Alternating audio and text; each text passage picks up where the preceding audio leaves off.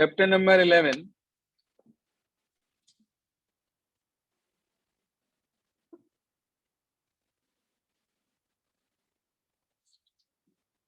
Miscellaneous exercise question number 4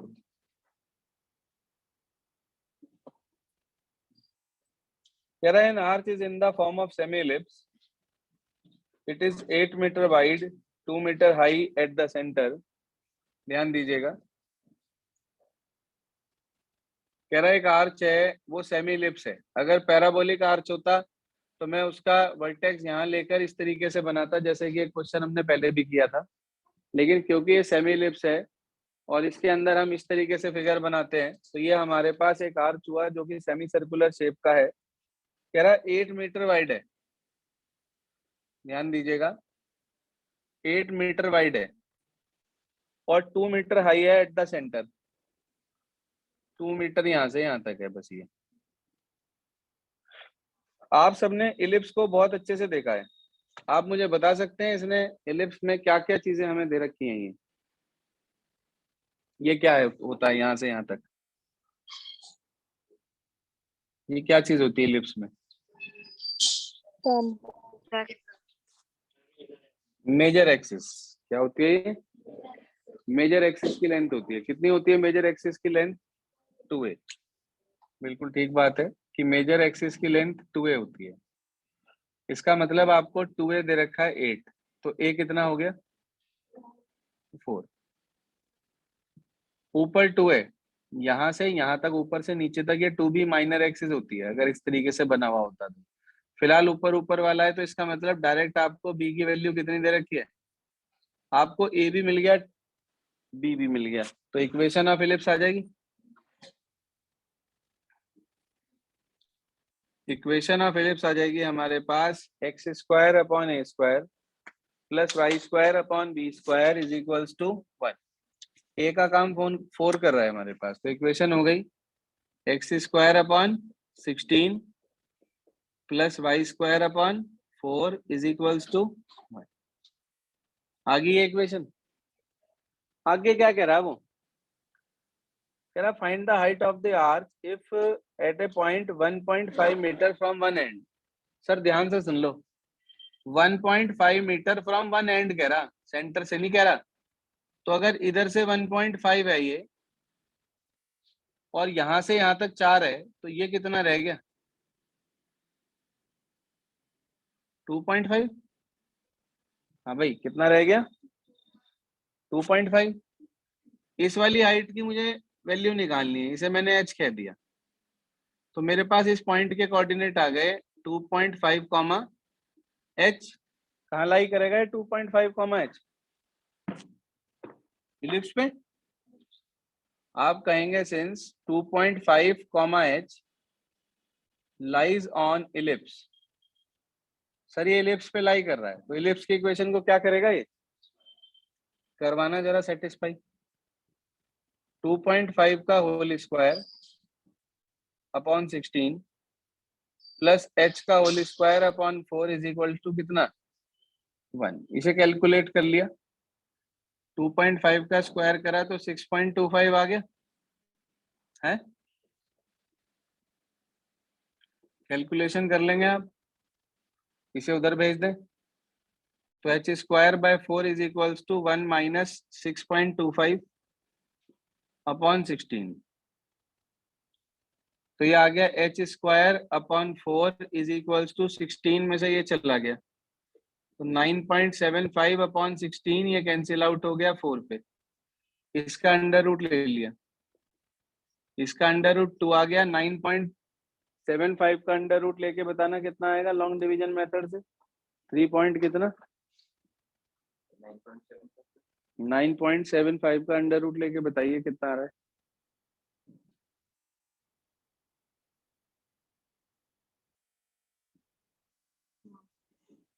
long division method से जो छोटी क्लास में सिखाया जाता है आपको 8th में।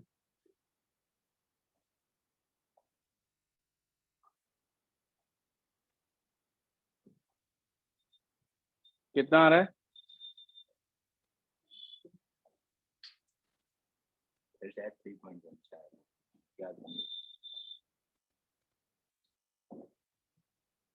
आंसर चेक, आंसर चेक करना क्या दिया।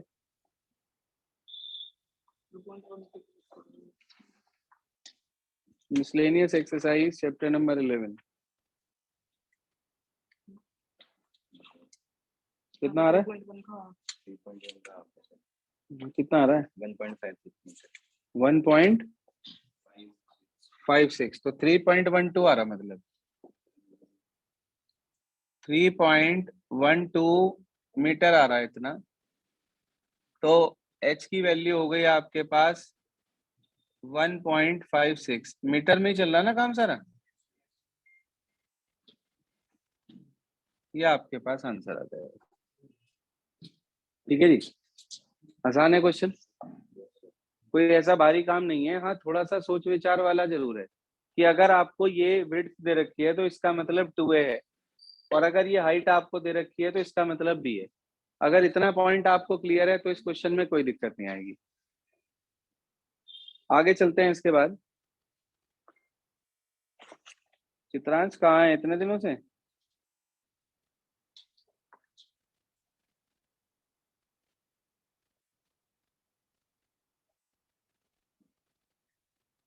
अगला क्वेश्चन नंबर 5 देखिए।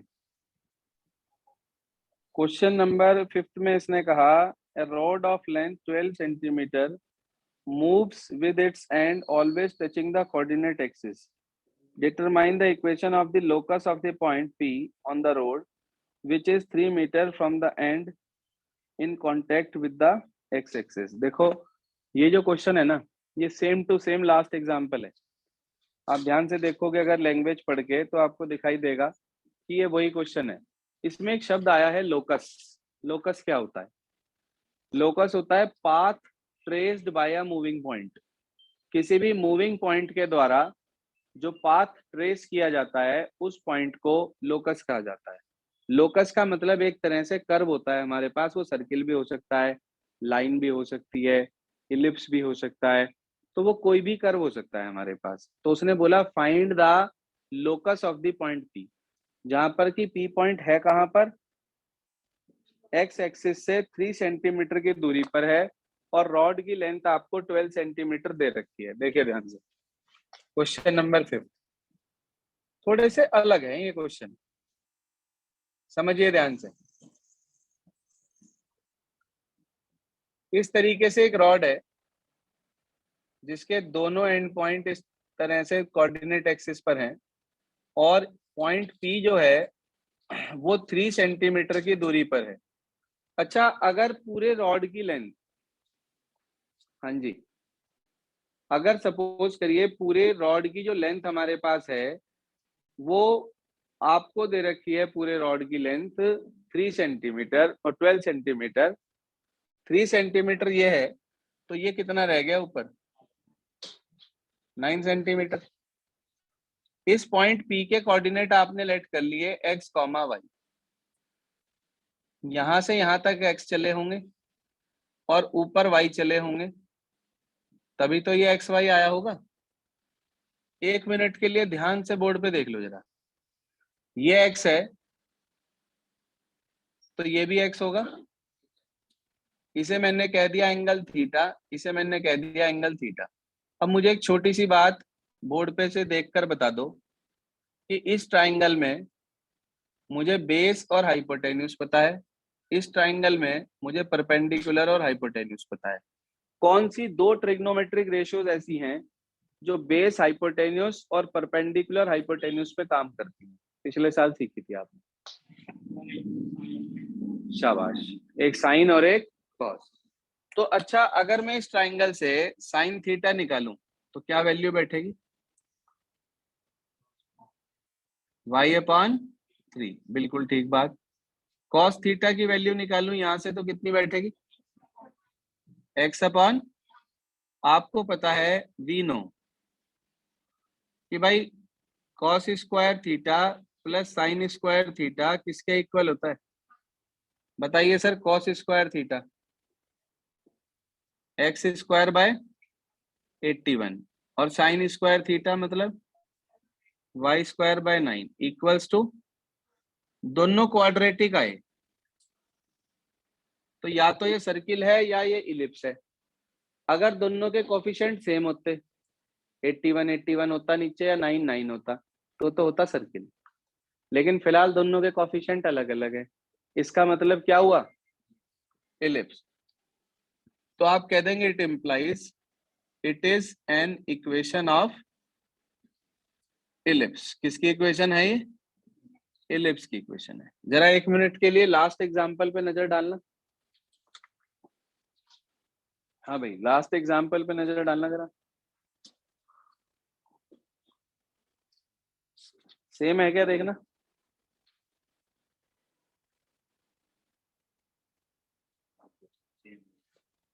प्रोसेसिंग भी सेम है।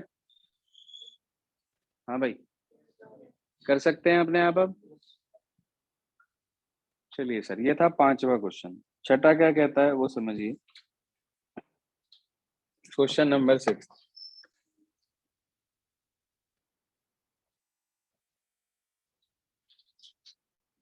कुछ स्कूल्स में इस एक्सरसाइज को कटवा दिया जाएगा, तो जिनके स्कूल में इस एक्सरसाइज को कटवा दें वो ड्रॉप कर देना, जिनके यहाँ ना कटवाएं वो कर लेना। पूरी समझा रहा हूँ इसलिए। कह रहा है find the area of triangle formed by the lines joining the vertex of the parabola x square equals to 12y। हाँ भाई, कौन से एक्सिस का पैराबोला है,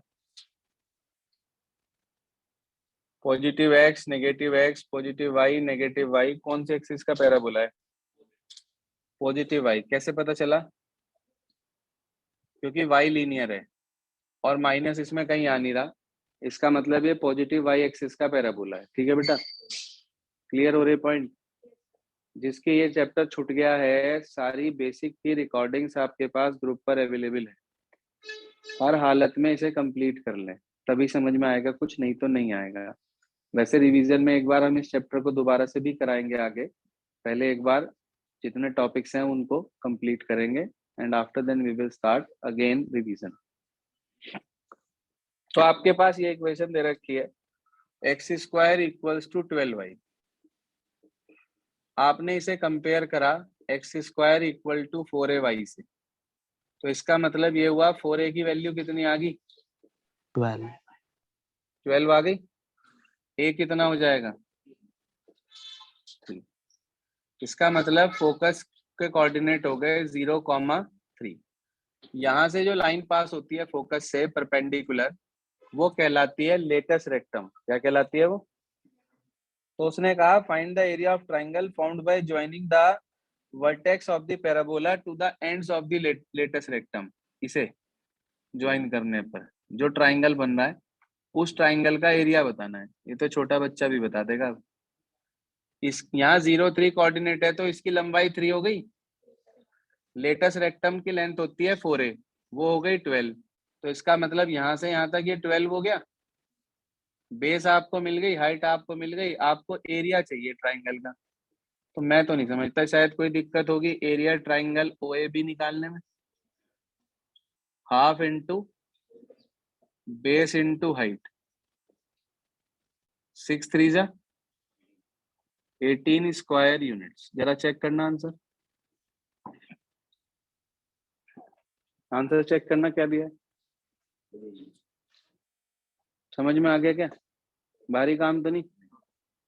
ये था क्वेश्चन नंबर 6 आपके पास, 4th 5th 6th। उसके बाद क्वेश्चन नंबर 7। क्या कहता है 7, कह रहा man running a race course note that the sum of the distances from the 2 flag post from him is always 10 metre. याद रखना, कैफ माइक बंद करो अपना। याद रखना, जब कभी कोई कर्व, देखो आपको मैंने 4 कर्व पढ़ाए। पहला है सर्कल, जिसके अंदर होता क्या है, it is the set of all the points which are at a fix distance from a fix point. तो वो सारे डिस्टेंसेस सेम पर होता है। पैराबोला क्या है, उन सभी सेट्स का पॉइंट जिनका एक फिक्स पॉइंट से और एक फिक्स लाइन से डिस्टेंस बराबर होता है। तो फिक्स लाइन कहलाती है डायरेक्ट्रिक्स, पॉइंट कहलाता है फोकस। इलिप्स की क्या डेफिनेशन है, ellipse is a set of all the points in a plane, the sum of whose distances from two fixed points is always constant, and that constant is equal to the length of major axis, that is 2a। यानी कि ellipse के ऊपर आने वाला हर एक point का अगर आप दो फिक्स पॉइंट यानी कि दो फोकस जो हैं वहां से अगर आप डिस्टेंस लेते हो तो वो हमेशा कांस्टेंट आएगा, हमेशा कांस्टेंट आएगा। तो वो चीज 2a कहलाती है, लेंथ ऑफ मेजर एक्सिस। ये डेफिनेशन भी है। अभी जब मैं आपको इन सब इक्वेशंस के प्रूफ कराऊंगा तब भी मैं आपको ये सारी बातें दोबारा से सिखाऊंगा, क्योंकि बिना इन डेफिनेशंस के प्रूफ नहीं हो सकता। तो वो चीज इसने इस क्वेश्चन में बोली, जरा ध्यान दीजिए क्वेश्चन पर। अब कह रहा है a man running a race course note that the sum of the distances from the two flag post from him is always 10 metre. देखो दो फ्लैग पोस्ट से डिस्टेंस का जो सम है वो फिक्स हो गया। इसका मतलब शेप क्या होगी? एलिप्स। शेप क्या हो गई? इलिप्टिकल शेप हो गई, इलिप्स बन गया वो वहां पर। और वो डिस्टेंस आपको 10 मीटर दे रखा है, इसका मतलब 2a की वैल्यू 10 दे रखी है। आगे कह रहा है the distance between the flag post is 8 metre. Flag post का मतलब फोकस है यहाँ पर, क्योंकि फोकस से डिस्टेंसेस का सम होता है हमेशा। तो आपको दोनों फोकस के बीच की दूरी दे रखी कितनी? 8 मीटर। वो कह रहा इक्वेशन निकालनी of the path of the post traced by the man. आपको इक्वेशन निकालनी है उस पाथ की, यानी कि आपको इलिप्स की इक्वेशन मांग रहा है वो इनडायरेक्ट वे में। समझो, एक मिनट ध्यान से, पहले समझ लीजिए फिर कर लीजिएगा, आसान क्वेश्चन है बहुत। 7th question.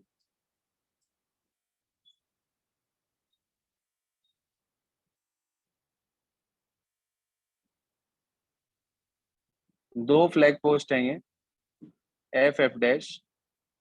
इन दोनों के बीच की दूरी 8 मीटर दे रखी है, और उस पॉइंट का जो डिस्टेंसेस का सम है इन दोनों से उसका सम दे रखा है 10। इसका मतलब आपको 2a की वैल्यू 10 दे रखी है। तो a कितना हो गया सर? यहां से यहां तक c होता है और यहां से यहां तक -c, टोटल ये c 2c हो जाता है। तो 2c की वैल्यू कितनी दे रखी? c कितना हो गया? आपने इक्वेशन पढ़ रखी है C square equals to A square minus B square. C का स्क्वायर मतलब ए का स्क्वायर मतलब माइनस बी स्क्वायर। तो बी स्क्वायर की वैल्यू कितनी आ गई? 9। सर आपको ए भी मिल गया और बी भी मिल गया। उसने मांगी थी इक्वेशन ऑफ इलिप्स। क्या फार्मूला होता है इलिप्स की इक्वेशन का? एक्स एक्सिस वाला इलिप्स है। तो आपने इक्वेशन लिखी x square upon a square plus y square upon b square equals to 1। रख दीजिए वैल्यू। तो x square upon 25 plus y square upon 9 equals to कितना? It is the equation of the path traced by the man. ठीक है जी, it is the equation of the path traced by the man. Check करना जरा answer.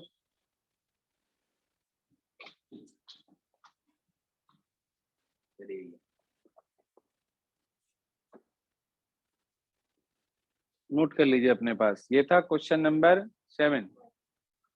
8th में समझा रहा हूँ, सिर्फ आपको करिएगा आप लोग खुद। एक तो खुद करके देख लीजिए, सारे तो मैंने कराई दी है ना। एक की कोशिश कर लेते हैं, नहीं होगा कोई बात नहीं, मैं सिखाऊंगा तो हुई।